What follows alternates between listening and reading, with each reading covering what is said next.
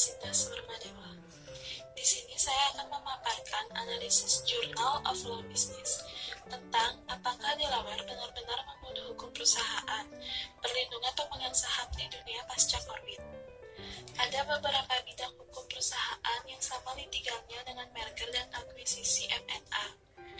Untuk waktu di pertengahan 2010-an, hampir semua mengumumkan transaksi dengan perusahaan publik sebagai target berakhir di pengadilan karena dugaan pelanggaran tugas fidusia direktur. Corwin dianggap sebagai salah satu perusahaan paling penting keputusan hukum tahun 2000-an. Banyak komentator hukum melihat Corwin sebagai anak poster dari sebuah proses berkelanjutan yang telah dilabeli dengan tegas ungkapan-ungkapan seperti Retret Delaware, jatuhnya standar Delaware, dan bahkan kematian hukum perusahaan. Banyak komentator tidak terbujuk oleh retret ini dan percaya intervensi peradilan dalam M&A masih diperlukan. Pertama, kritik terhadap keputusan Corwin mencatat bahwa tidak jelas dan tidak terbukti bahwa pemegang saham yang menyetujui merger juga akan secara terpisah melepaskan klaim Revlon.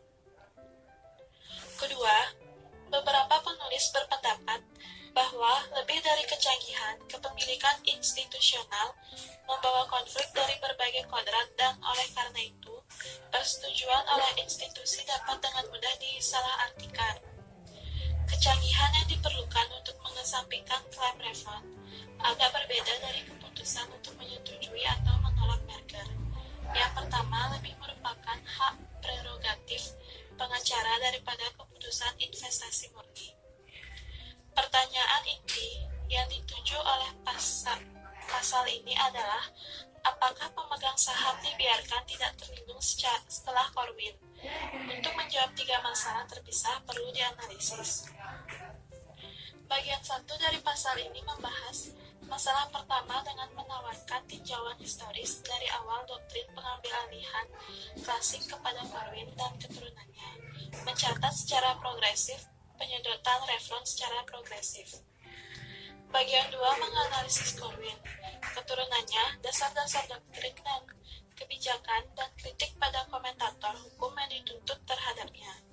Bagian 3 membahas masalah kedua, yaitu apakah pemegang saham masih dapat mengandalkan litigasi tugas fidusia. Sebagian besar analisis mengelilingi prasyarat untuk Corwin, informasi lengkap, kurangnya paksaan, dan ketidaktertarikan. Masalah ketiga yang dianalisis oleh pasal ini adalah apakah kesepakatan telah berubah secara signifikan setelah dukungan yang tampak dari pendekatan laissez-faire oleh Hakim Delaware. Corwin adalah salah satu kasus terbaru dalam seri yang dimilikinya semakin membatasi jangkauan doktrin Revlon. Revlon adalah keputusan pengambil alihan yang tidak dapat dipahami dengan benar, kecuali dibingkai dalam konteks historinya. Revlon adalah kasus pengambil alihan bermusuhan yang membatalkan tertentu pertahanan sehubungan dengan lelang kompetitif untuk kontrol, tetapi implikasinya jauh lebih besar. Dalam praktiknya, Revlon segera mengangkat dua masalah penting. Pertama, apa yang memicu itu? Kedua, apa tugas pokoknya direksi tunduk pada?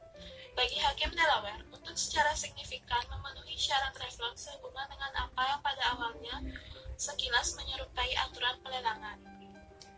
Revlon hanyalah salah satu dari daratan kasus yang tak terputus itu, berusaha untuk mencegah konflik kepentingan yang timbul di bidang merger dan akuisisi dengan menuntut bahwa para direktur bertindak dengan kepedulian yang seksama terhadap keadilan kepada pemegang saham. Pengadilan yang menerapkan pengawasan yudisial yang lebih baik harus memutuskan apakah direksi membuat keputusan yang masuk akal, bukan keputusan yang sempurna. Di Lyondell, para hakim menegaskan bahwa Revlon tidak memperkenalkan tugas fidusia tambahan.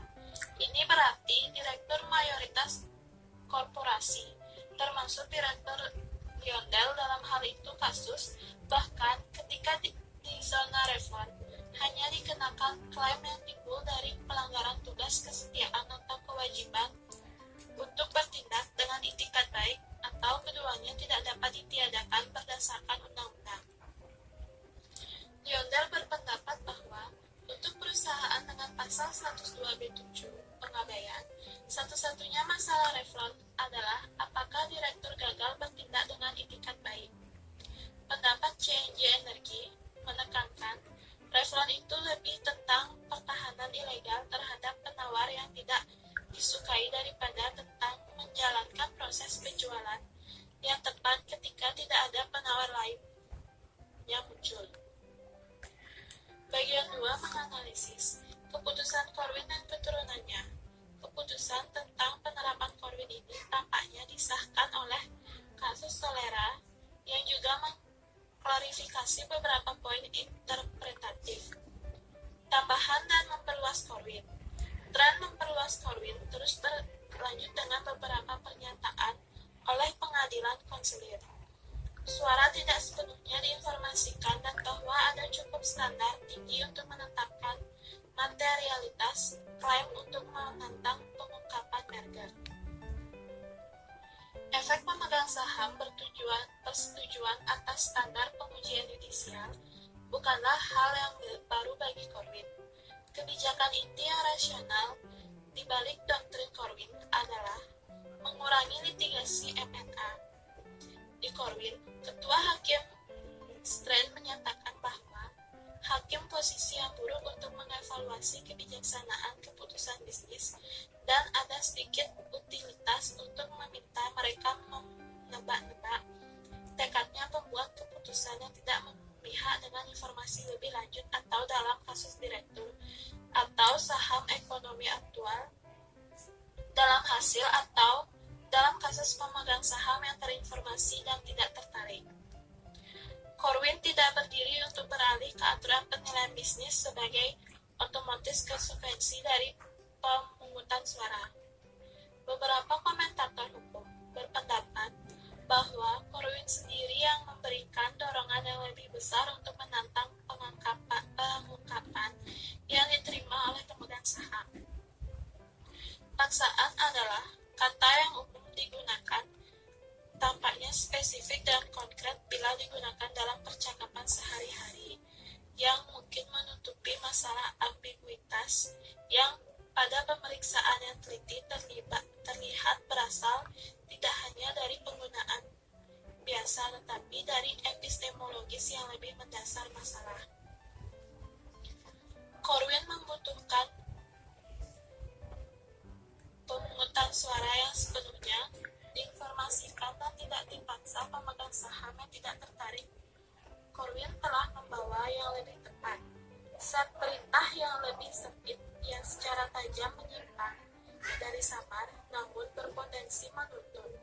Perintah meresap Revlon sebelum Corwin. Jika dipikir-pikir, Corwin dapat dilihat sebagai sesuatu yang dapat diprediksi evolusi ketidakjelasan Revlon. Ada beberapa penjelasan yang masuk akal untuk keterangan dan Corwin pada proses kesepakatan. Salah satunya adalah bahwa Revlon sudah tidak lagi ketat dalam hal substansi di tahun 2010-an dan aktivitas kesepakatan pada tahun-tahun awal dekade sudah mencerminkan proses yang buruk.